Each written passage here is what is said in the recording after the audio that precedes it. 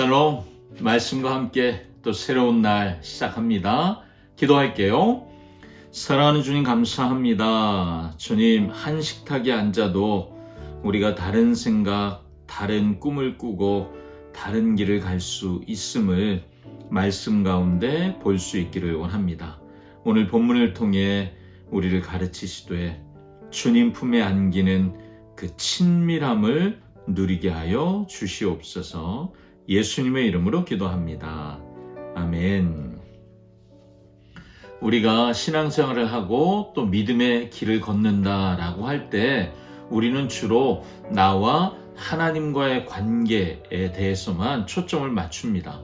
하지만 실제로 우리 신앙의 삶은 그 현장은 우리가 만나는 사람과 사람 사이의 관계 속에 펼쳐지죠. 그래서 우리는 아파하기도 하고 힘들어하기도 합니다. 함께 한 식탁에 앉아서 밥 먹던 사람이 등을 돌린다고 생각될 때 여러분 얼마나 마음이 아파요. 함께 예배하던 사람이 떠날 때 너무 속상하죠.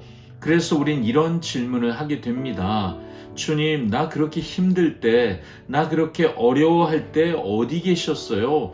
왜 이런 일이 일어나도록 그냥 두고만 계셨습니까? 자, 오늘 우리가 묵상하려고 하는 요한복음 13장의 18절부터 30절까지 말씀은 예수님도 한 식탁에 앉았던 제자에게 배신당하시는 장면이에요.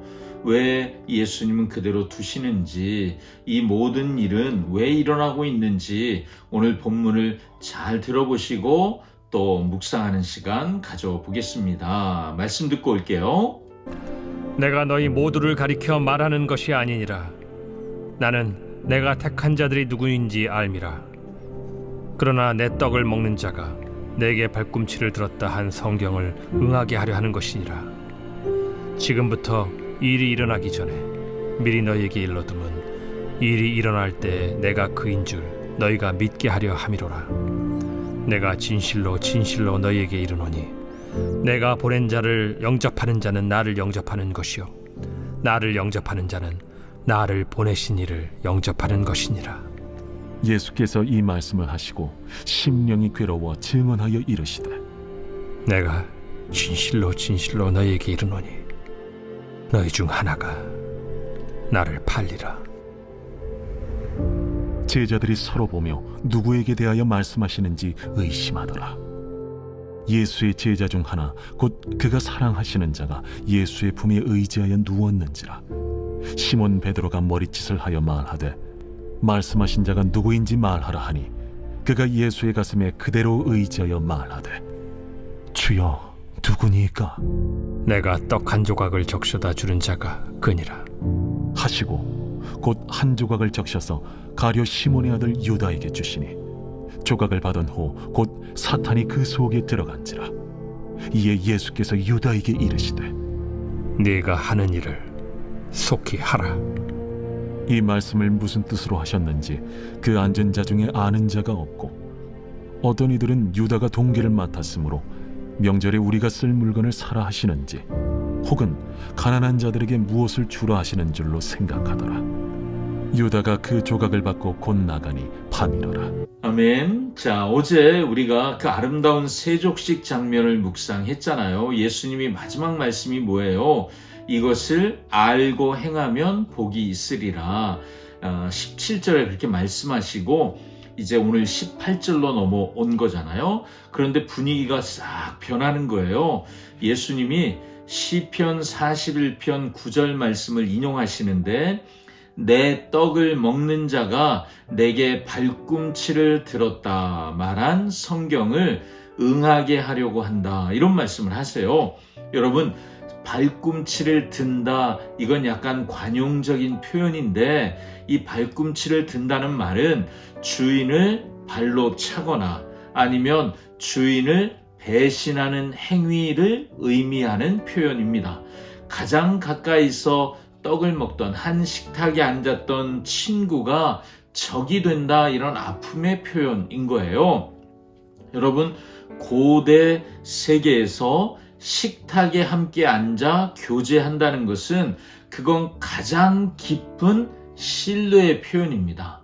여러분, 누가 나를 해코지할 줄 모르는, 뭘 섞을지 모르는 그 식탁 안에서 내가 믿고 거기서 편안하게 식사를 나눌 수 있다. 친밀함과 신뢰의 표현인 거예요. 그런데 그 친밀함을 배신의 도구로 쓴다. 이건 돌이킬 수가 없는 것이죠. 예수님이 19절에 말씀하세요. 지금부터 일이 일어나기 전에 미리 너희에게 일러두는 것은 이런 목적이 있어. 어떤 거요? 일이 일어날 때, 내가 이미 말한 그 일들이 일어날 때 내가 그인 줄 알고 믿게 하려 함이라. 예수님이 배신을 왜 미리 알려주신다고요? 배신을 막기 위해서가 아니에요. 배신이 일어난 후에 제자들이 이 말씀을 기억하고 모든 것이 예수님의 통제 안에 있었구나. 그가 나인 줄, 내가 그인 줄, 에고 에이미, 요한복음에 계속 나오는 나는 누구이다 라고 하는 그 말씀처럼, 정말 이분이 하나님이시구나, 이걸 믿게 하려는 예수님의 목적이다. 배신은 예수님의 실패가 아니라 성경의 성취다, 이런 것을 말씀하고 계시는 거죠. 그런데 예수님은 너희 중에 하나가 나를 팔리라, 21절에 말씀하시면서 예수님의 심령을 표현하죠. 심령이 괴로워하시더라. 예수님은 모든 것을 아십니다. 배신자와 함께 한 식탁에 앉으셨습니다. 그런데 그 식탁에 함께 앉아있는 것이 괴로우셨어요. 이 괴로움은 배신당하는 것에 대한 자기 연민 같은 괴로움이 아니에요. 사랑하는 자가, 끝까지 사랑하시잖아요. 사랑하는 자가 어둠 속으로 걸어가는 것을 지켜보는 아픔이신 거죠. 유다의 발도 씻겨주셨고 유다에게 떡을 적셔 건네주셨지만 유다가 끝내 돌아오지 않을 것을 아시는 괴로움인 것이죠. 제자들이 예수님의 말씀을 듣고 충격에 빠져 서로를 의심합니다. 놀라운 것은 아무도 이 유다를 의심하지 않아요. 유다는 완벽하게 위장하고 있다는 거죠. 그런 조짐도 보여주지 않았다는 거예요. 여러분, 충격적인 일 아닙니까? 배신이 눈에 보이는 일이 아니었다는 거예요. 겉으로 충실해 보이는 사람이에요. 그런데 마음속으로 배신이 진행되고 있었다는 거죠. 베드로가 예수님의 품에 안겨있던 사랑하시는 제자에게 누구냐고 물어보라고 눈짓을 하죠. 사랑하시는 제자는 요한복음에서는 여기가 처음 나오는 표현인데요.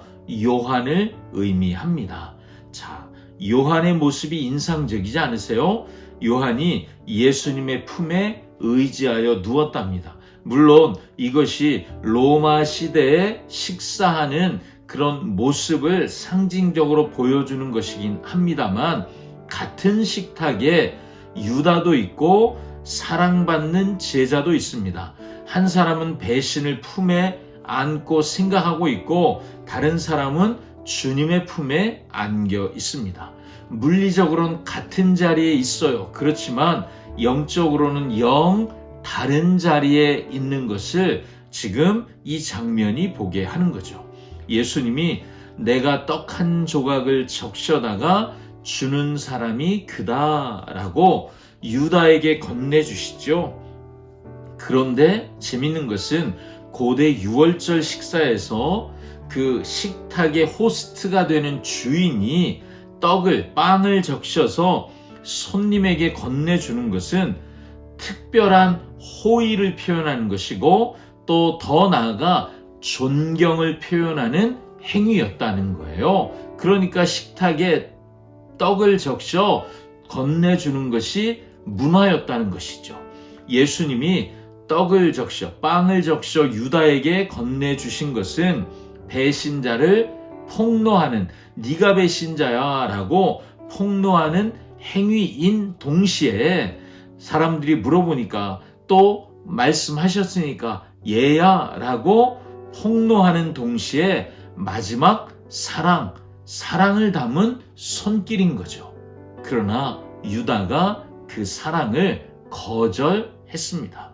27절 조각을 받은 후에 그 빵 조각을 받은 후에 곧 사탄이 그 속에 들어간지라. 떡 조각을 건네는 호의와 존경의 표시로 건네는 그 건냄의 순간, 은혜와 사랑의 순간, 사탄이 들어오는 순간이 되었다는 거예요. 은혜를 거부할 때, 여러분, 우리가 은혜를 거부할 때 그 자리를 어둠이 채운다는 것을 우린 오늘 본문에서 보게 됩니다. 예수님이 말씀하세요. 네가 하는 일을 속히 해라. 자, 여러분, 이것은 예수님의 체념이 아니라 이렇게 생각해 볼 수 있지 않을까요? 모든 결정을 예수님이 하시잖아요. 네가 가서 일해. 예수님의 주권적인 결정이에요. 유다가 예수님을 넘기는 것이 아니라 예수님이 유다를 보내시는 것입니다. 다른 제자들은 28절, 29절을 보면 전혀 눈치를 못 챕니다. 30절은 성경에서 가장 슬픈 문장 중 하나예요. 유다가 그 조각을 받고 곧 나가니 밤이러라. 자, 그때가 밤이었대요. 여러분, 그 시간이 진짜 밤이었습니다. 물리적으로 밤이었어요. 그리고 십자가를 질 그 밤이었습니다. 그런데 빛이신 예수님을 등지고 유다가 나가는 거잖아요. 유다가 지금 어디로 갑니까? 밤을 향해 어둠 속으로 들어갑니다. 유다의 영적 상태는 뭐예요? 밤이죠. 빛이신 예수님을 떠나면 그 순간 밤인 거예요. 유다는 자기가 어디로 가는지 알지 못합니다. 어둠이 유다를 삼켜버렸습니다. 자, 여러분, 이 요한복음을 읽고 있는 사람들, 요한일서 2장 19절을 보면 요한 공동체 안에 이런 표현이 있어요. 우리 중에 나갔으나, 우리 가운데 있던 사람들이 떠나갔으나 우리에게 속하지 않았다. 우리와 같은 편이 아니라 배신했다. 그런 현실이 이미 그들 가운데 있었다는 거죠. 그들은 함께 떡을 먹고 함께 예배했지만 결국 밤 속으로, 어두움 속으로 떠나간 사람들이 있었어요. 이것이 예수님 때만 있었던 일이 아니라 그들 가운데도 있었다는 것이죠. 하지만 동시에 이 본문은 우리에게 이렇게 말해주는 거예요. 너희를 배신하고 떠나가는 자가 있을 수 있어. 그렇지만 이 모든 일이 예수님의 주권 가운데 진행되고 있어. 너희 공동체를 배신한 자들이 있어도 하나님의 계획은 흔들리지 않는다. 요한은 말해주고 있습니다. 그들이 떠난 것은 그들은 어둠으로 떠난 거야. 너희는 예수님과 함께 여전히 빛 가운데 있는 것이야. 그리고 아마 요한의 이야기를 통해 이렇게 말해주는 게 아닐까요? 어둠의 품에 안기지 말고 예수님의 그 품에 의지하여 빛 가운데 계속 거하여야 한다. 이것은 우리에게도 하는 말씀이기도 하죠. 자, 여러분, 오늘 내 마음은 어떻습니까? 여러분, 정직하게 우리 마음을 좀 들여다보십시오. 혹시 유다처럼 겉으로는 예배드리고 봉사합니다. 떡을 받아 먹습니다. 겉으로는 그럴듯해요. 아무도 못 알아봐요. 속으로는 예수님보다 더 사랑하는, 유다는 돈을 더 사랑했지요. 여러분, 욕심이 여러분을 이끌어 가도록 내버려 두고 있지는 않으십니까? 예수님의 말씀을 듣고도 끝내 돌이키지 않으면 사탄이 우리 마음을 지배하게 됩니다. 오늘 요한처럼 예수님의 품에 의지하십시오.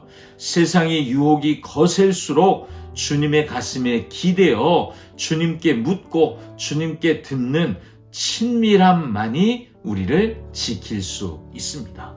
빛이신 예수님 곁을 떠나지 마십시오.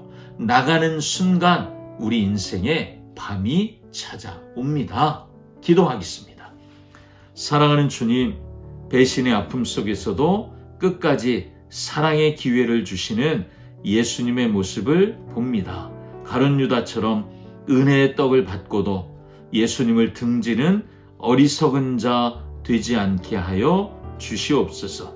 사탄이 틈타지 못하도록 늘 깨어있게 하시고 죄를 죄라고 회개하며 요한처럼 예수님 품에 안겨 친밀함을 누리는 은혜를 누리게 하여 주시옵소서. 예수님의 이름으로 기도합니다. 아멘. 예수님과의 친밀함, 오늘도 그렇게 하루를 삽시다. 샬롬.